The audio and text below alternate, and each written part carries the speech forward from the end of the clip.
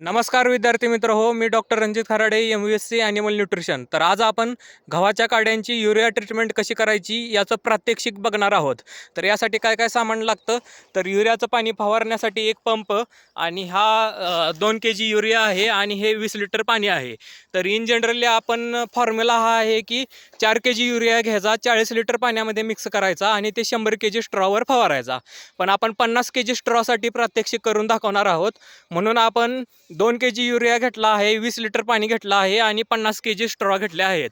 इथं स्ट्रॉचा आपण ढीग लावलेला आहे. तर याच्यावर आपण युरिया ट्रीटमेंट करणार आहोत आणि त्याच ढिगाच्या बाजूला इथं पाल हातरलेला आहे. तर या पालावर आपण युरिया ट्रीटमेंट केलेले गव्हाच्या काड्या एकावर एक थप्पी लावून ठेवणार आहोत. तर आपण 2 kg युरिया हा 20 लिटर पाण्यामध्ये आता मिक्स करून घेऊया.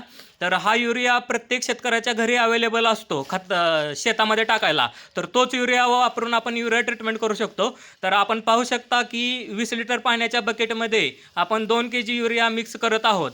तर तो युरिया आपण पाण्यामध्ये टाकून घेऊया. तर युरिया पूर्णपणे पाण्यामध्ये टाकलेला आहे. पाण्यामध्ये टाकल्यानंतर तो युरिया हाताने ढवळून पूर्णपणे मिक्स करून घ्यायचा आहे. हाताने ढवळून पूर्णपणे मिक्स करून घेतल्यानंतर युरिया पूर्णपणे पाण्यामध्ये विरघळला पाहिजे व त्याचे युनिफॉर्म द्रावण तयार झाले पाहिजे. तर तो आपण हाताने मिक्स करून घेऊया.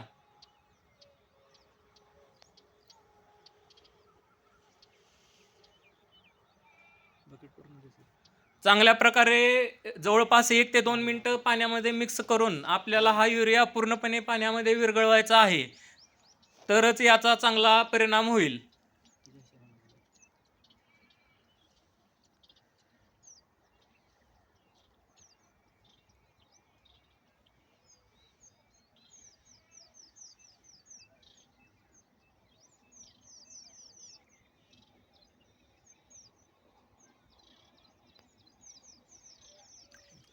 तर युरिया पूर्णपणे पाण्यामध्ये मिक्स करून झालेला आहे. तर आता युरियाचं पाणी आपल्याला पाठीवरचा पंप आहे फवारायचा, त्यामध्ये ते पाणी टाकायचं आहे. तर आपण ते पंपामध्ये पाणी टाकून घेऊया.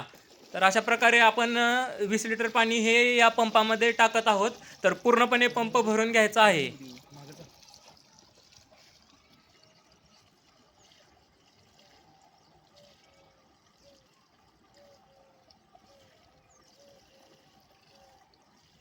अर्धा पंप भरलेला आहे. तर आपल्याला आता पूर्ण पंप भरून घेऊन ते पाणी आहे ते युरियाचं जे पाणी आहे ते गव्हाच्या काड्यांवर फवारायचं आहे.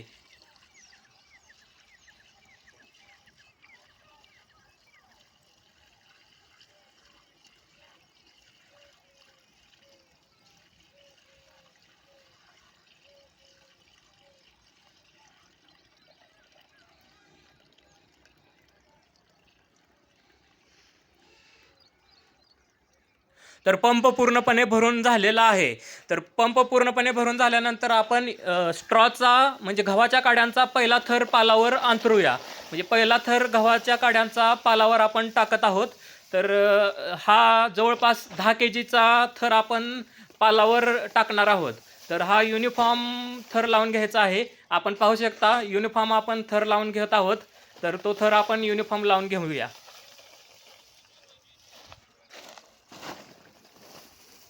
हा एका बाजूला गव्हाच्या काड्यांचा ढीग करून ठेवलेला आहे. तिथूनच आपण काड्या घेऊन हा पहिला थर लावत आहोत.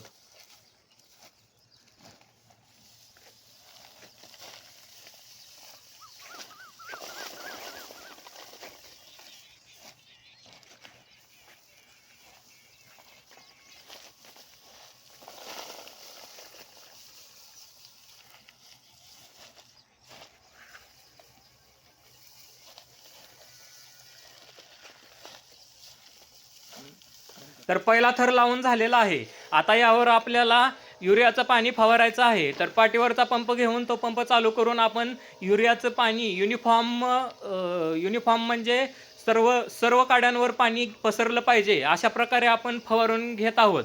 तर पूर्ण प्रत्येक काडीवर ते पाणी गेलं पाहिजे युरियाचं, तरच त्याचा चांगला प्रभावी परिणाम होईल, नाहीतर परिणाम होणार नाही. तर आपण हे पहिल्या थरावर युरियाचं पाणी फवारून घेत आहोत. तर ते आपण तुम्ही व्हिडिओमध्ये पाहू शकता. अत्यंत साधी आणि सोपी पद्धत आहे आणि परिणामकारक आहे.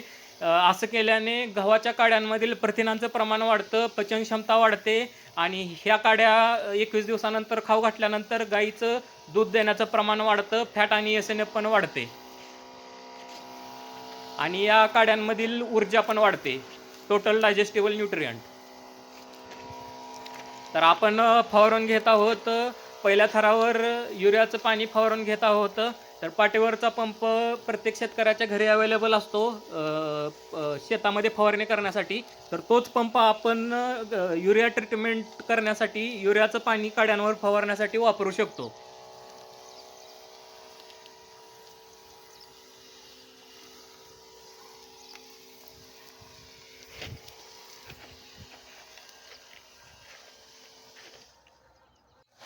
तर पहिला थर झालेला आहे. आता आपण दुसरा 10 किलोचा थर त्याच्यावर लावूया. तर पहिल्या थरावर आपण आता हा दुसरा गव्हाच्या काड्यांचा थर लावत आहोत. तर तो थर पूर्णपणे लावून घेऊया.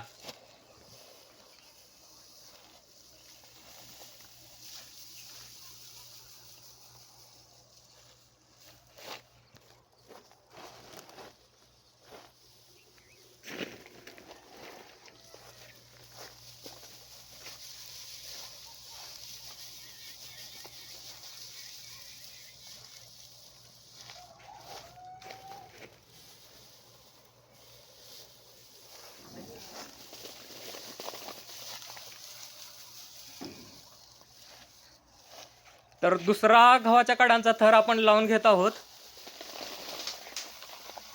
तर हा गव्हाच्या काड्यांचा थर लावून झाल्यानंतर परत आपल्याला युरियाचं पाणी याच्यावर फवारायचं आहे.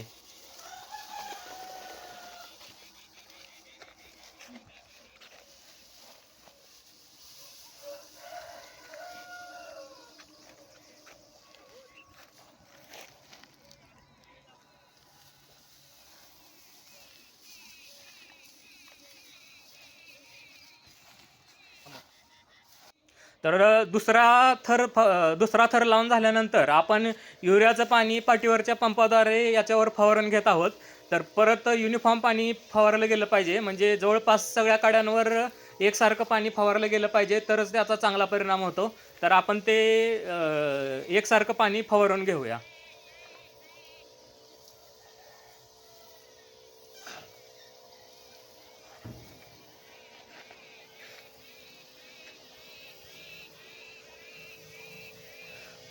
प्रत्येकाच्या घरी हा पंप असतो, प्रत्येकाच्या घरी हा युरिया असतो आणि प्रत्येकाच्या घरी पाणी असतं, म्हणजे काहीच अडचण येत नाही युरिया ट्रीटमेंट करायची. फक्त आपला आळस आडवा येतो. कधी युरिया ट्रीटमेंट करायचे म्हणून लोक आळस करून बसतात आणि युरिया ट्रीटमेंट करत नाहीत आणि सरळ गव्हाच्या काड्यांना आग लावून टाकतात. तर ते चुकीचं आहे. फ्रीमध्ये चारा मिळत असताना आपण त्याला आग लावून टाकतो, ते अत्यंत चुकीचं आहे. आपण हे एकदम कमी कॉस्टमध्ये युरिया ट्रीटमेंट करून एक वाळला चारा उन्हाळ्यामध्ये सुद्धा तयार करू शकतो. तर आता तिसरा थर आपण गव्हाच्या काड्यांचा लावून घेणार आहोत. तर तिसरा थर आपण गव्हाच्या काड्यांचा दुसऱ्या थरावर टाकत आहोत. तर तो पण थर आपण युनिफॉर्म लावून घेऊया. अत्यंत साधी सोपी मेथड आहे आणि हा फ्रीमध्ये चारा अवेलेबल झाल्यासारखा आहे, कारण ह्या गव्हाच्या काड्यांना सरळ आग लावली जाते, त्याचा वापर होत नाही. तर आपण व्हिडिओच्या माध्यमातून सर्व शेतकऱ्यांना विनंती करत आहोत की गव्हाच्या काड्यांची युरिया ट्रीटमेंट करा. युरिया ट्रीटमेंट केल्यानंतर त्यातलं प्रथिनांचं प्रमाण वाढतं, पचनक्षमता वाढते, काही दूध देण्याचं प्रमाण वाढतं आणि त्याचं फॅट आणि एस-एन-एफ पण वाढतं. तर अत्यंत सोपी, साधी आणि परिणामकारक अशी ही मेथड आहे. तर हे प्रत्येक शेतकऱ्याने केली पाहिजे. तर आम्ही master of veterinary science he degree झालेली आहे आमची. आम्हाला हे प्रात्यक्षिक कॉलेजमध्ये डिग्रीला शिकवलेलं होतं. तर आपण तिसऱ्या थरावर हे युरियाचं पाणी फवारून घेत आहोत. तर तिसऱ्या थरावर आपण परत युनिफॉर्म पाणी फवारून घेत आहोत. प्रत्येक काडीवर युनिफॉर्म पाणी पसरलं गेलं पाहिजे. तर अशा प्रकारे आपण युरियाचं पाणी फवारून घेतलं पाहिजे. तर ते पाणी आपण आता फवारून घेऊया.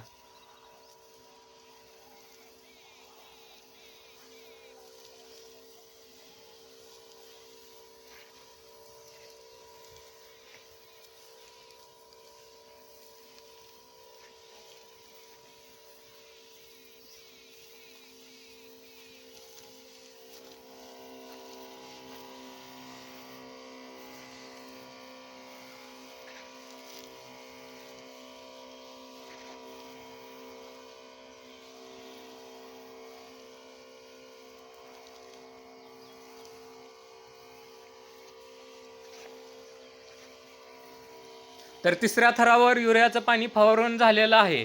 तर तिसऱ्या थरावर युरियाचं पाणी फवारून झाल्यानंतर आपण त्याच्यावर चौथा 10 किलोचा थर आपल्याला लावायचा आहे. तर आपण आता गव्हाच्या काड्यांचा चौथा थर लावून घेऊया.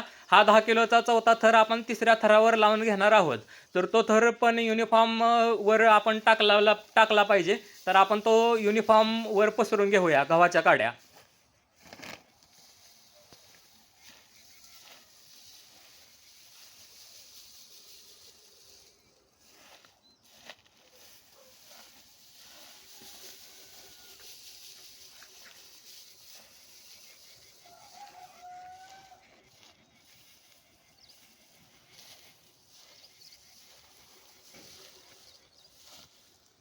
तर चौथा थर टाकून झालेला आहे. तर चौथ्या थरावर आता परत आपल्याला युरियाचं पाणी फवारायचं आहे. ते पण पाणी युनिफॉर्म फवारलं पाहिजे. प्रत्येक काडीवर पाणी एकसारखं पसरलं गेलं पाहिजे, तरच त्याचा परिणाम होतो आणि नाहीतर त्याचा परिणाम होत नाही. तर ते पाणी आपण आता फवारून घेऊया.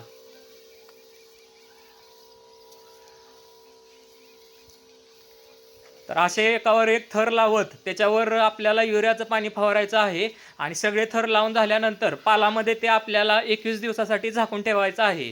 21 दिवसासाठी ते एअरटाईट कंडिशनमध्ये ठेवायचं, त्यामध्ये हवा गेली नाही पाहिजे. तर 21 दिवस हवा न जाण्याच्या स्थितीमध्ये राहिल्यानंतर, अनएरोबिक कंडिशनमध्ये राहिल्यानंतर जनावरांसाठी एक उत्तम चारा निर्माण होतो आणि ते 21 दिवसानंतर आपण आपल्या जनावरांना खाऊ घालू शकतो. तर चौथ्या थरावरील युरियाचं पाणी फवारून होत आलेलं आहे. तर युरियाचं पाणी फवारून झालेलं आहे. तर आता आपण शेवटचा आणि 5वा थर याच्यावर टाकत आहोत. तर हा शेवटचा थर आहे. 5वा थर आपण युरियाच्या काड्यांचा याच्यावर टाकत आहोत. ते पण युनिफॉर्म आपण टाकून घेऊया.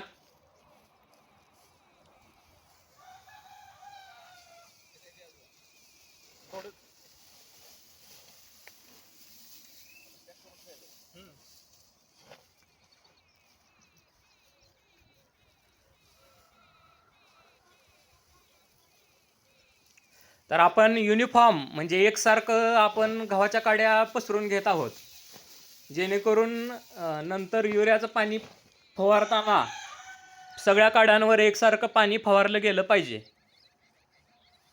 तर 5वा थर आपण टाकून घेत आहोत. 5वा आणि हा शेवटचा थर आहे.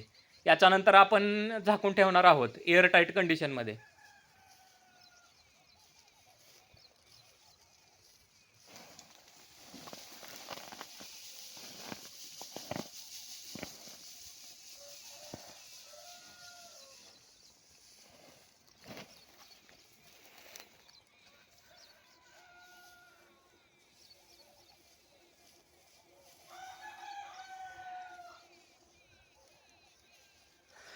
तर 5वा थर आपला टाकून झालेला आहे. तर 5वा थर आपला टाकून झालेला आहे. तर आता 5व्या थरावर आपण युरियाचं पाणी फवारून घेऊया.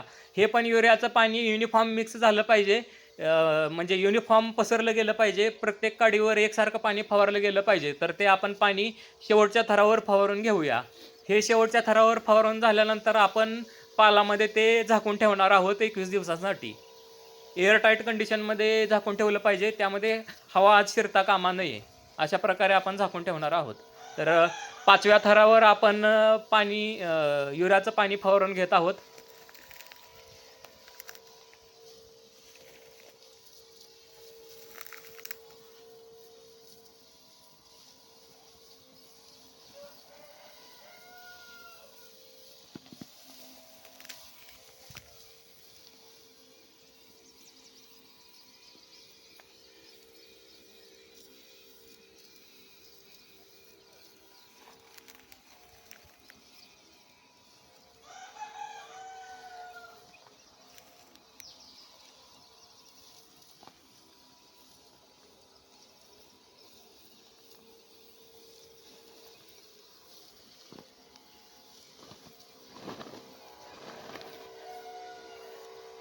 तर 5व्या थरावरचं युरियाचं पाणी फवारून होत आलेलं आहे. तर हा शेवटचा थर आहे, 5वा थर. त्यानंतर आपण पायानं तुडवून याला जरा पॅक बसवणार आहोत.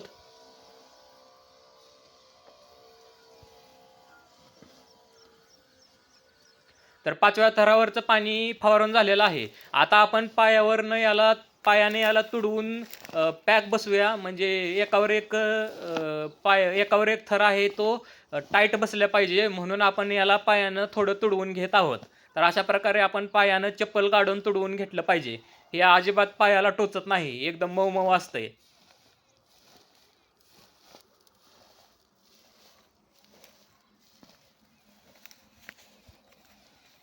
तर अशा प्रकारे युनिफॉर्म आपण हे पायानं तुडवून घेतलं पाहिजे, जेणेकरून सर्व थर एकमेकांवर चिपकून घट्ट बसतील आणि त्यामध्ये हवा जायला जागा राहणार नाही. तर हवा जायला जागा राहणार नाही अशा प्रकारे हे आपण ठेवणार आहोत. तर आता हे तुडवून झालेलं आहे. तर आता आपण हे झाकून एअरटाईट कंडिशनमध्ये ठेवणार आहोत. तर हे पालामध्ये आपण याच्या खाली पण पाल आहे आणि आता ह्याच्या वरतून पण आपण पाल झाकून आपण ते झाकून ठेवणार आहोत 21 दिवसांसाठी.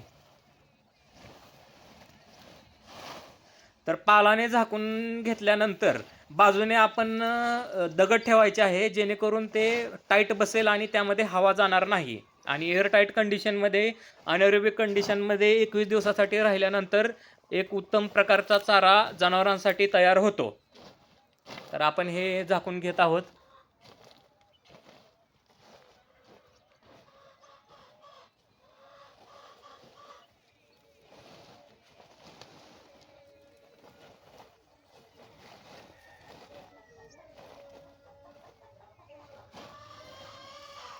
तर अशा प्रकारे हे आपण पूर्णपणे झाकून घेतलेलं आहे.